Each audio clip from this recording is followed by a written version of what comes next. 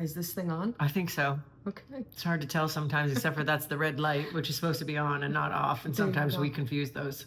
It has been known to happen. Yes, and then we realize that we didn't film anything we thought we were filming. That's always fun. Then there's a lot of bad words that happen just before we have to do it again. Yeah, and then I have to say, hey, the mic is live, so stop talking like that. Anywho, all right then. This is the Klimt layered with Art Nouveau, take 81. Action! Feeling a little pressured. You knew it was coming. It's not like I didn't know, you're right. I just, yeah. So tell me about how Klimt and Art Nouveau are tied together historically in art. Oh, well, we could talk about that a lot. They Just say a minute. they say that Alphonse Mucha is actually the father of Art Nouveau. But Klimt was definitely in his heyday in the period of Art Nouveau, which was the 1890s to the early 1900s, and involved a lot of curvilinear organic patterns like peacocks and swirls and spirals and concentric circles. And that was Art Nouveau, and that was where he was in those gold patterns with the spirals and the swirls, and then the organic patterns that followed the gold period that were all flowers and florals. And interestingly enough, you know how the pendulum swings one way and then another, right? So after Art Nouveau actually fell out of favor. Tiffany, Louis Comfort Tiffany, they were throwing his work out on the lawn at his mansion. Like, Art Nouveau fell out of favor and was then changed to Art Deco. So in the 1920s, we had Art Deco, which was all about straight lines and geometric. Pendulum really did swing the other way. It was a complete opposite. But what's interesting is a lot of people confuse the two movements. They will call one the other name. Well, we're here to disabuse you of that notion. Yes, I mean, they were back to back in history, but that's all they have in common, really. Well, there you go. Right? And so today we're playing with your Art Nouveau stencils, that collection, and we're combining them with the most recent release of Klimt-inspired stencils and masks that's called Scribbles and Doodles. And I'm going to say this now. Listen to what she tells you about color and coordinating pattern sizes, little ones and big ones, and those kinds of things, because it all matters when it comes time to get a really good result. And when all else fails and you're using a pickup print, give it some time to do its thing. Yeah, you got to be patient. Like, go and get a drink, check your email, leave the paper sitting on the plate. 4 to 5 minutes, we waited. Yeah. Also, you know, don't feel bad if you watch this video and you get confused about the steps, because even I get confused about the steps. So write them down. Like, pause the video, write step 1, 2, 3, 4. Write them down. So when you go to do it, you don't get confused, because even I do. Like, when we make something work, like yesterday, Barb was like, we're not going to film that till tomorrow. So write down the steps so you don't forget. So don't feel bad if you have to go through it and take notes before you actually go to your gel plate. Well, and if you spend 5 minutes now, you might alleviate 20 minutes worth of aggravation later, because you've got the steps and you know what it is you're supposed to be doing chronologically. And Absolutely. It's important to do them in the right order. Yes, the right order and the right steps, all that stuff. It matters. Seems like a lot of work, but... Yeah. So you're not going to see me actually demo. It's all Elizabeth, but I wanted you to know that I am somewhat capable of doing this. And so I combined, this is called tail feathers, and I forget, this is one of the new Klimt. I don't know either. Yeah. But anyway, I mean, if you think about... But the beauty of this is that the pattern, the tail feather pattern, is in the side of the openings of the other stencil, and that's the look we were going for, was putting smaller patterns in the big openings. Yep. And combining them that way. And this is kind of like that too. I think that this is a nicer example. And then what's this? Oh, of the recent release of Klimt Scribbles and Doodles, Pinwheels is my favorite. Ah, you're not supposed to have a favorite, Barb. Well, I only have one kid, so I couldn't have a favorite kid. I have a favorite stencil instead. Fine. So this is Pinwheels, and it reasonably effectively combines with, again, that tail feathers that I used quite a couple of times as we were playing. So give yourself some grace. Write some notes about the order to do things, and go play. And if you don't like it, brayer a layer of color over it. Use it as a roll-off sheet. Use it as a when you're cleaning the openings of a stencil. And sometimes the prints that I like the best are the ones that come from that, because there's no pressure and no expectations. Absolutely. And at the end of the day, it's about enjoying the process, right? Yeah, absolutely. So let's go enjoy the process, shall we? Shall we? All right then. Let's do it. Go. Okay, so Today we are combining the Art Nouveau pattern of this stencil that is called Tail Feathers with the Gustav Klimt Scribble and Doodle mask, which this is called Klimt Web. That was a lot to remember. They are 9 by 12, and we are working on a 9 by 12 gel plate. I have out a nice color combination of copper, turquoise, and primary magenta. So it's kind of a combination of cool and warm, these two being warm and this one being coolish. And so I created off camera just a solid sheet of this beautiful copper. That was the first step, and I figured you didn't need to watch me do that. So I have a nice shiny sheet of copper. So then the second step, this is a little complicated, so I'm gonna go slow. It creates an amazing effect, but it's a little complex. So the next step, let me make sure this is in the camera, Barb. We can't have this off camera. Okay. That's not a good thing. Here we go. Want to start again? No, we're good. So now we're gonna put down the tail feathers onto the clean plate, okay? There's nothing on there except for the tail feathers stencil. Now I have another gel plate off to the side that I am going to put this teal color onto. And then I am gonna brayer that color through the stencil onto the plate with my 6-inch brayer. Not the squeaky one. That must mean the other one is the squeaky one. I'm sure we can get to that if we need to. Yes. So I'm going right over the top of the stencil here. Now, before you ask me, how am I going to clean my stencil off? You can quickly take it to the sink, or you can just press it off onto another piece of paper, transfer as much of the paint onto a clean sheet while it is still wet. Okay? So I've got that. And look at that. Lovely, right? So that's the pattern of the stencil right onto the plate with the teal. So now I need to let that dry a little bit because I'm going to put the primary magenta over it to pull the print. So in the meantime, I'm also, a lot of the time I'm rolling my brayer off onto cleanup sheets so I can use this paint for another print. So let's see. This doesn't take too long to dry, especially when you do a nice thin layer.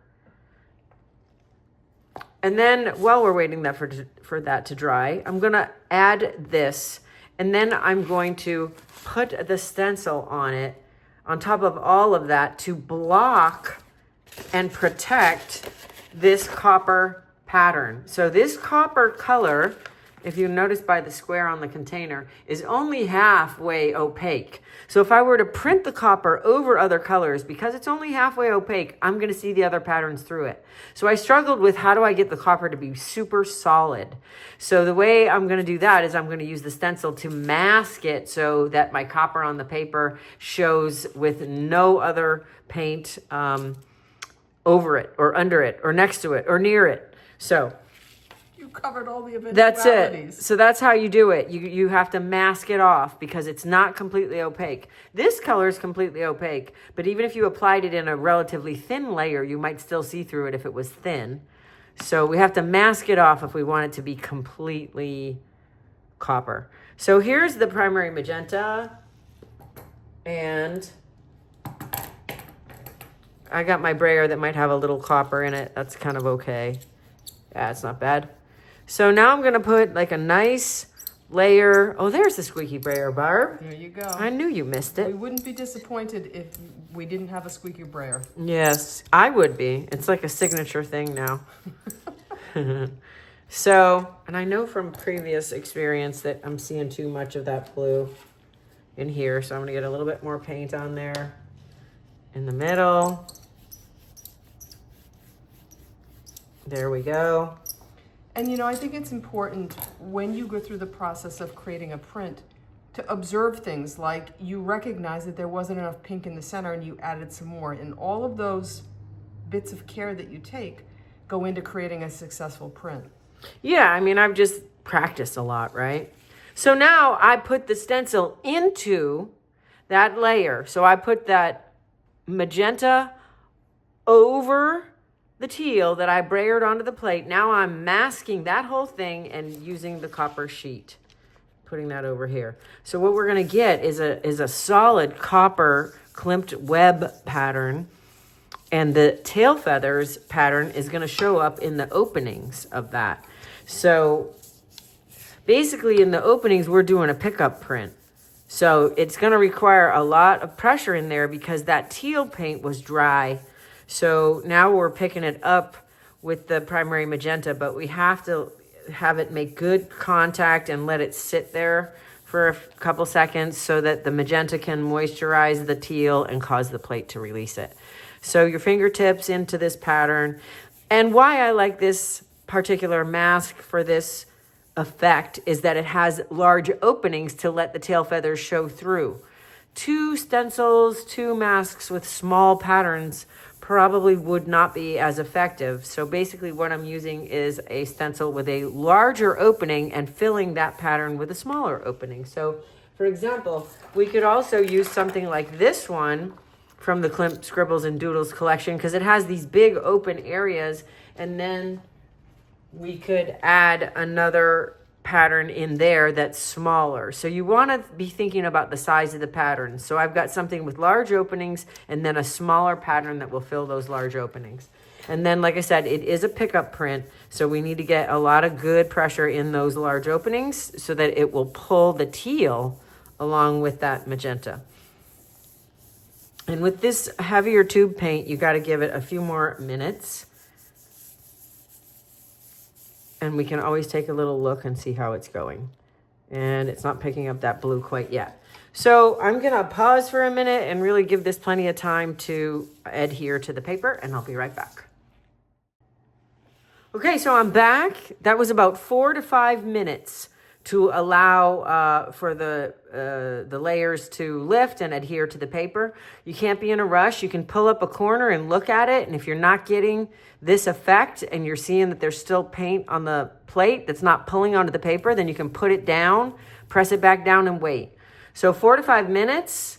Here we go. Check this out, Barb. Yeah, that's awesome. Oh. The idea of putting the copper on the white sheet first to begin with was brilliant. That's how you end up with that strong copper and nothing kind of changing it because it's, there's something underneath it. Yeah, so that's how the copper is only a partially opaque. So if you try to put it over the top as a ghost print, you won't get this level of solid.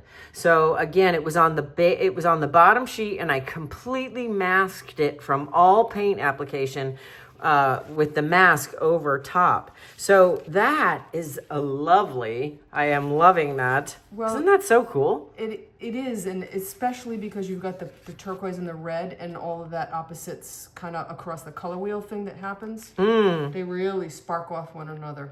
And a neat combination of the Art Nouveau tail feathers with the Klimt web. I mean, Klimt and Art Nouveau, they go hand in hand, right? So now, if we haven't waited too long, we have a ghost print under here that is a unique combination of the teal and the red.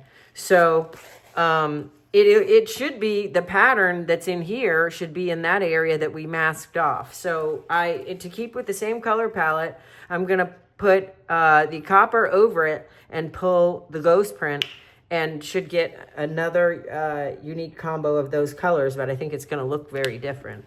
So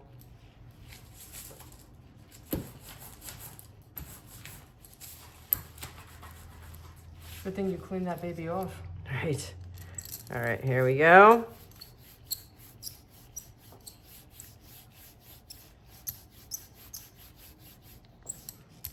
So good coverage here. Again, this is picking up, so I feel like I need a little bit. I'm seeing that pattern a little bit more than I want to in the middle. It's okay to see it a little, but I want to make sure I have enough paint because I'm having to pick up stuff that's dry on the plate. So it needs to have some moisture. And we're using the Yasutomo Sketch Rice paper pad. This is the smooth side that goes down into the plate. This is a 9x12 pad that I really love for gel printing, because I use all my gel prints in my collage artwork. So I love this paper not only because it prints fabulous with that smooth side, but it's highly absorbent. So when I glue it down, it goes nice and flat because the paper absorbs the glue. That is what I do with all these gel prints, Barb. Yes, I know, and I admire, not that I would look close enough to see little bits of this and that I might recognize because you use such tiny pieces, but it is a very effective way of creating a painting. Yeah, it's kind of cool. I mean, sometimes people ask me, oh, this is fun, but what are you doing with all those gel prints? And I say, well, I'm making them into collages, and you can never have enough paper when you're trying to find exactly the right pattern or color or value. All right, so we may need to let this wait too, but maybe not. We'll test it. Yeah, I gotta let it.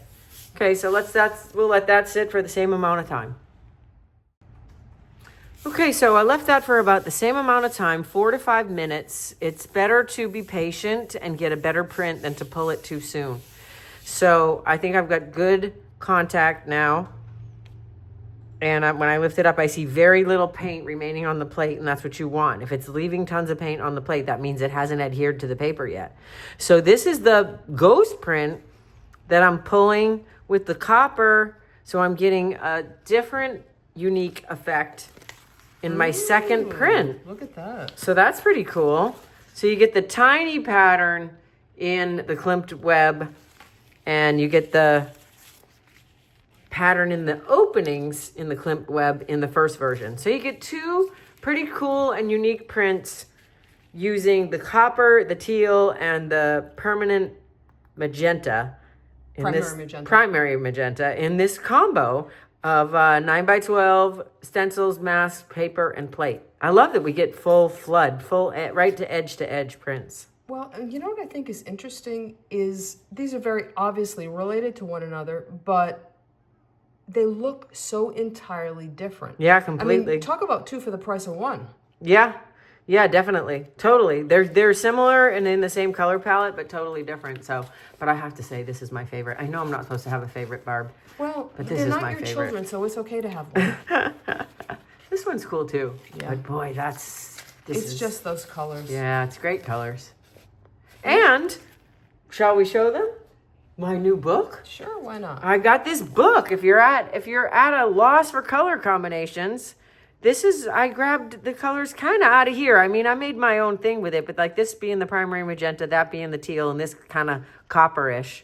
So this is a cool book that I grabbed because sometimes we are at a loss, right? Sometimes we gravitate towards the same color combos, and even though that's not hard to figure out, those combinations, like, for example, this is all in these photos, right? All in these photos, you see those colors. So you could go in a magazine and pick this photo and take the colors out of it, but you have to be inspired to look. So anyway, I kind of thought that was fun. It's an easy avenue for help with color. Yeah, and I think a lot of people sometimes struggle with color combos. So yeah.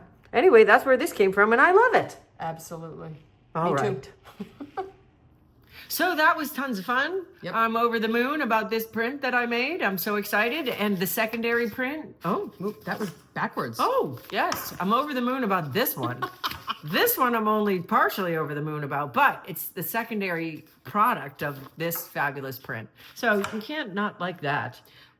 Sometimes you get perfection. Sometimes you get something that you use for something else. I mean, really, Right. You can be the bug or the windshield, but you can't be both. Oh, that's an interesting analogy. Or it's not an analogy, is it? Yes. What do you call that? Is it a metaphor? A metaphor, that's what it is. And it's bugs because we both grew up in New England. There's tons of bugs and windshields. There are tons of bugs, yes. We're done for today. We're done for today. We'll see you again next week. Bye. Bye.